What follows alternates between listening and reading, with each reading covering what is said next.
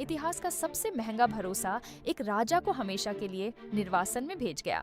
साल 1951, Tripoli, Libya.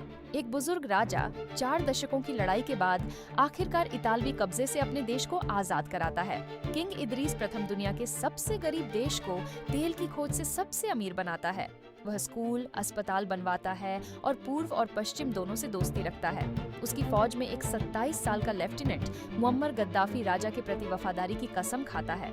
लेकिन 1 सितंबर 1969 को जब 69 साल का राजा तुर्की में इलाज कराने गया है, एक गुप्त योजना शुरू होती है। गद्दाफी उसी फौज का इस्तेमाल करता है जिसे राजा ने बनाया था। बिना खून बहाए तख्ता पलट हो जाता है। रेडियो स्टेशन कब्जे में आ जाता है। वह राजा जिसने 40 साल लीबिया की आजादी के लिए लड़ा था, किंग इदरीस प्रथम था।